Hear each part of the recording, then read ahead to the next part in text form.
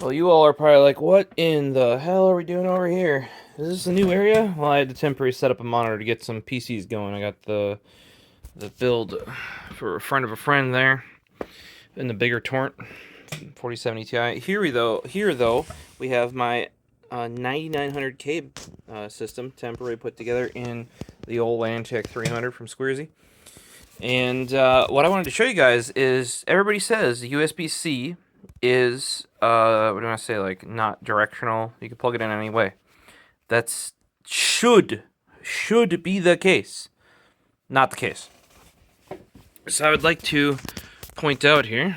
Let's let's wake up the PC here. All right. So it was taking a literal forever because I have the Steam when I'm benchmarking games. I have Steam on my external Samsung SSD. Realistically, guys, that's what I think you should be using. These are by far the most compatible. They might not be the cheapest or the best performance because you can just buy one of these guys and slap a internal NVMe in, and it's almost as good. The issue is that those internal NVMe's often use a lot more power than that is designed for. That'll plug into your phone no problem.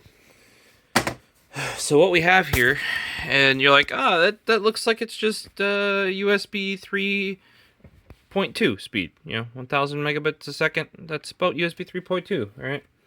However, that was not always the case. Let's, did I take a picture of it? I was gonna be like, sure didn't. I don't care. Thinking.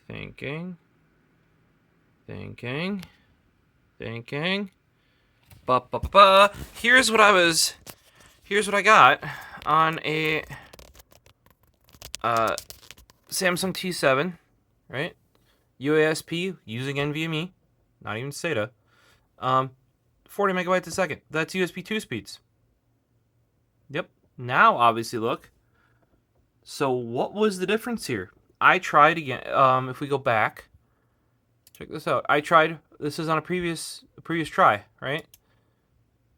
That's the internal drive, 2000 by 940, right? So, in between here and here, I tried restarting because that's known to fix it, right? It didn't. What did I have to do to get that? I had to flip the cable over. So, like you're supposedly doesn't matter which way it's plugged in USB-C. Yeah, had to flip it over. You guys might have heard me talk about this before, but yeah, not everything is wired correctly to actually be, because it actually has to detect which way it's plugged in order to get those speeds. At least speeds greater than USB 2. It has to detect which way the cable is and negotiate with the device and with the PC. And obviously, I know the Samsung drive is set up that way. That'll do USB 3.2 Gen 2 by 2, so 20 gigabits a second if it's available. And we've had no issues on our system. So what it was is whatever they're using the onboard USB 3.1, because I'm using the rear one. There is a front header. Obviously, the Antec 300, I did upgrade it to USB 3.0 using the 300 V2 front header. But it has a front header, which I believe on this Z370 board is faster than the rear header. But at least on the back one, what I had to do was unplug the drive, flip the cable over, like, 180 degrees, plug it back in, and we got our speed back. So that's something. If you guys are like, say you got your here you go, you got your ProGrade Digital USB-C, micro B and micro SD and SD card reader that goes straight to USB-C, and it's UHS 2, so you'll get at least USB 3 speeds with that. You can get even faster if you get the dedicated boxes that use cables. You can actually get Thunderbolt speeds with those. And if you're only getting like USB 2 speeds, try flipping your cable over. If you know you have a good cable. In this case, with this cable, I am running the USB 4 certified Club 3D cable. So it's not that, and it's not plugged in with Type A. It's C to C, but it just didn't. However they implemented C, that it is going through the Intel USB 3.1 chipset. It just isn't auto-negotiating correctly with that back USB header or USB plug. We'll see once I get it in a case, which it will be the Fractal North, to see if the front, I believe it's actually a USB 3.2 Gen 2 by 2, so we might be able to get 2,000 megabytes a second out of that drive. That's also why, guys, you really don't need to put, like, say if you buy one of these, or say, like, what I would recommend is, say you buy your laptop, it comes with a 500 gig NVMe, probably going to be a garbage one, probably going to be a QLC cashless thing. Just buy one of these, 20 bucks. Chuck your drive in there. That is plenty. That will outperform the crap out of a flash drive. Yes, it's not as easily bootable. I don't use it that way. I just run my tools folder and like my games and stuff off there. That'll be plenty fast for that. Because at most, like even technically a 950 Pro on at least read speeds is going to be restricted by even 3.2 Gen 2 by 2. And starting to go into USB 4, which I don't even know if they're making closures for that yet. But at least for Thunderbolt, those they do make them for Mac, and those things are incredibly expensive. So it's just not worth that cost. Also, a lot of these, at least the ones I know of, the not A6 Axes, nope. There's a well-known brand of controller that's in there that I can't. ASMedia. The ASMedia controller. No, ASMedia is for the USB chipset. I forget. There's a NVMe, PCIe NVMe to USB chipset in these. Right? It's only a 2-lane chipset. So you're going to be restricted to whatever that gen is in 2 lanes, no matter what drive you stick in there. And unless you start going to the Thunderbolt ones where you can get 4 dedicated lanes and you're literally going through PCI Express, or at least PCI Express over Thunderbolt or PCI Express over USB, you're not getting that sorts of speeds. Also, because it's over USB, hopefully you're getting the UASP, which is Universal Attached SCSI Protocol. What that does is it changes the USB protocol into a storage protocol, because inherently USB is not. So that's where, don't go and buy your 990 Pro and put it in your external drive and wonder, why is it not doing 7,000 megabytes a second? It won't. That's where, take an old drive if you want to save some cash. Buy yourself this Sabrent. It's both. You can put SATA M.2 in here as well. It does both. That's why I like it for troubleshooting things, because I only need to carry one around, and it uses kind of like a harder thermal pad. So you can pop drives in and out regularly without any issue.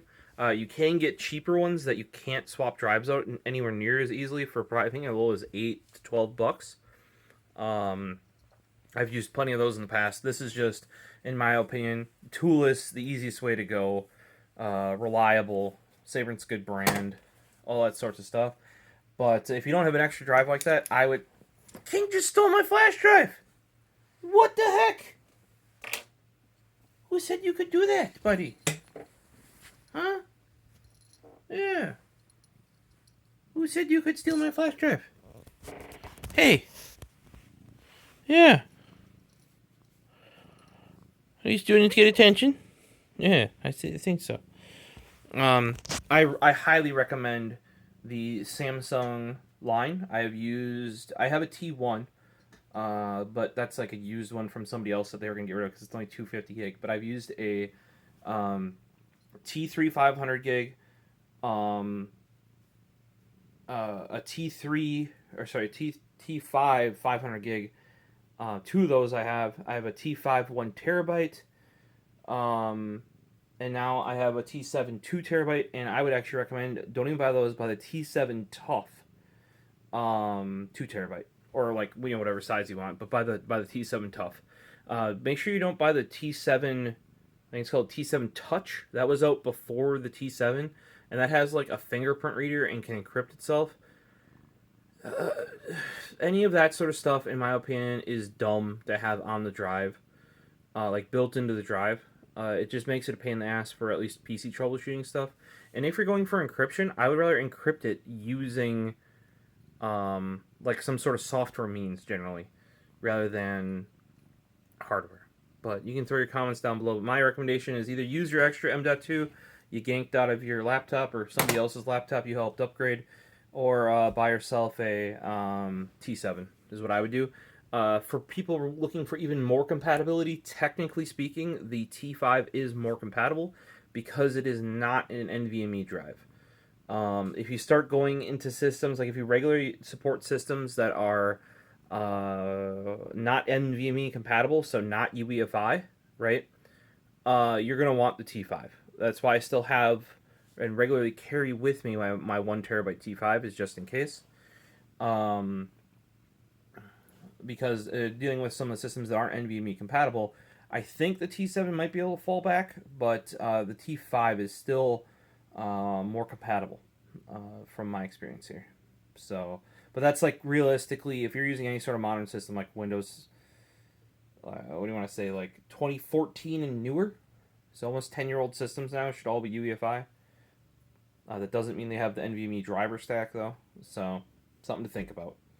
Alright guys, hopefully you enjoyed this informational video, because I wanted to prove to you guys that just because USB-C can flip over and supposedly is supposed to work perfectly no matter what direction you plug it in, yeah, you'll get USB 2 speeds all the time. So keep an eye out. If something's taking longer than it should, flip her over and bada bing, bada boom. As King would say, I think, right?